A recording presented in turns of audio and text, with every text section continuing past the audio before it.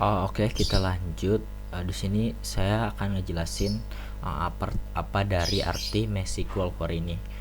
Jadi MySQL Query ini dia itu cara si PHP buat ngambil data yang ada di database dengan cara kita itu butuh si koneksi. Koneksi kan dapat dari sini tadi. Nah, kita bikin di sini query-nya dengan cara select bintang pro mahasiswa. Artinya di sini kita ambil semua data dari tabel mahasiswa.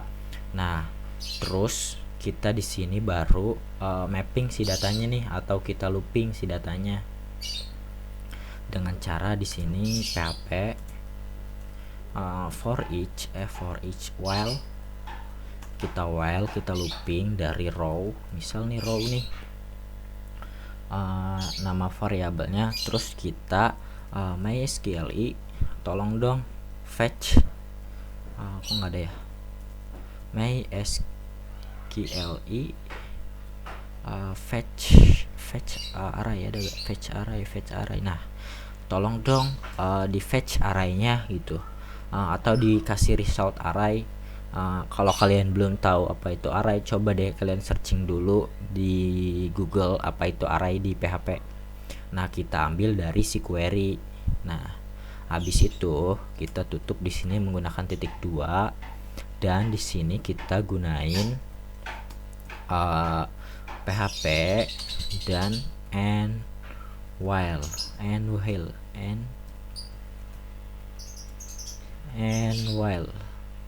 Nah, lalu kita titik koma.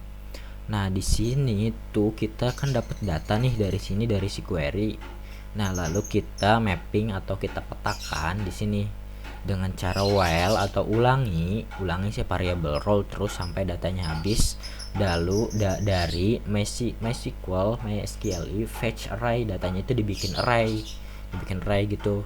Nah, habis itu di sini barulah kita mapping datanya.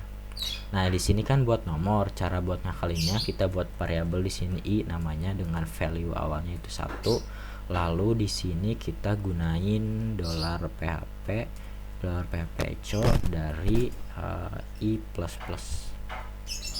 Nah, kenapa di sini saya langsung kurung atau siku kiri lalu tanda tanya sama dengan ini, sama dengan gini.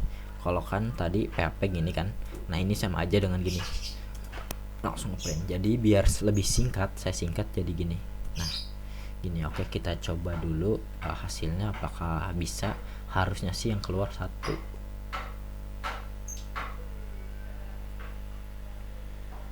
Mana nih, lama amat. Oke deh, kita lanjut dulu.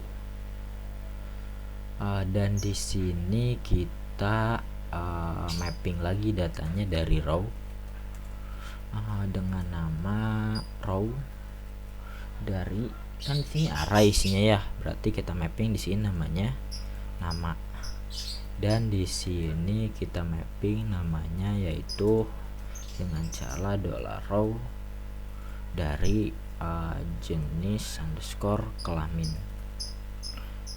kelamin kita save, lalu kita print di sini atau kita reload.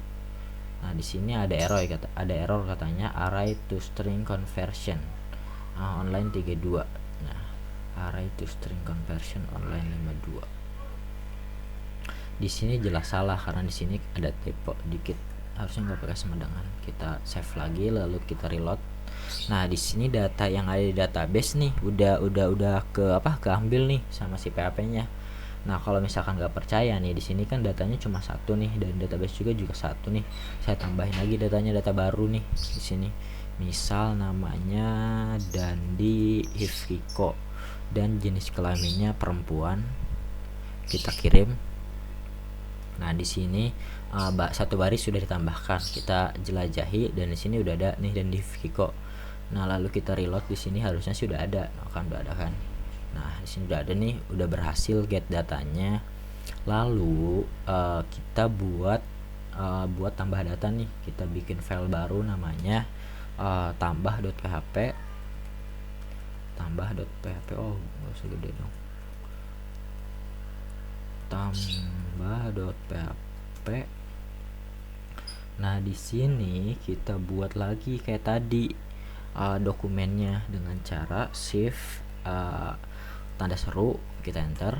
Nah, kita di sini buat title-nya yaitu tambah data. Nah, kita bikin judulnya dengan H3 tambah data mahasiswa. Tambah data mahasiswa. Terus di sini kita gunainnya yaitu form dan tutup lagi dengan menggunakan form. Nah, di dalamnya itu kita punya div biar buat ngebungkus dulu. Dan di sini punya label dengan nama, misal nama, dan di dalam label ini mempunyai atau di bawahnya label mempunyai input dengan type-nya yaitu teks, dan namanya itu nama. Lalu di sini menggunakan placeholder input nama, lalu kita tutup. Di sini kita blok. Nah, di sini ada enaknya lagi nih menggunakan VS Code. Kalau kita pengen ngeduplikat data, kita blok datanya atau fieldnya yang kita mau duplikat, terus kita pencet Alt Shift bawah. Nah, keduplikat tuh. Nah, di sini kita nggak butuh yang namanya input. Di sini kita menggunakan select option dengan cara select. Nah, di sini select, tutupnya lagi. Di sini selectnya itu namanya apa? Misal namanya jenis underscore kelamin. Nah, terus di sini optionnya apa nih? Optionnya misal itu 23, pilih misal 1 2 3, terus calibrate. Terus kita di sini misal namanya laki, terus di sini bawahnya lagi perempuan. Nah, di sini value-nya apa nih? Value-nya laki-laki, dan value-nya di sini juga sama yaitu perempuan. Nah, kita save. Jangan lupa di sini kita bikin tombol kayak tombol buat ngalihin ke tambah data. Atau di sini BR 12 BR. Di sini kita punya A yaitu href, dan kita tutup dengan A lagi. Di sini tambah data. Terus di sini hrefnya kita arahin ke file yang namanya tambah.php. Nah, kita save, lalu kita lihat di sini, enter. Nah, di sini udah ada nih namanya tambah data. Coba kita klik. Set. Nah, di sini masuk ke file yang kita buat tadi. Oh, masih namanya nama, harusnya diubah nih. Yaitu di sini jenis kelamin. Kita save, lalu kita reload lagi. Nah, jenis kelamin.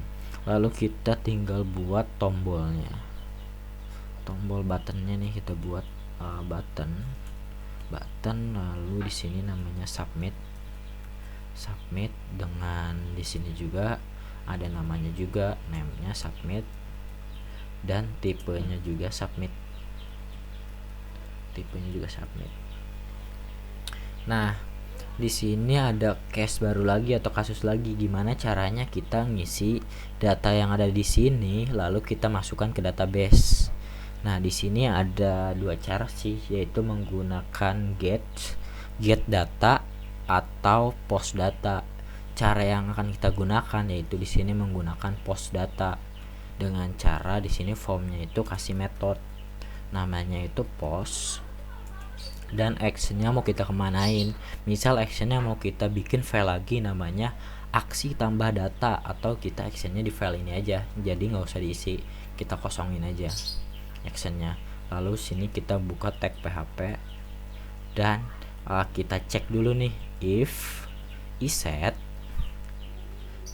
Nah, iset itu tandanya buat ngecek jika ada gak nih misal $_post dari submit.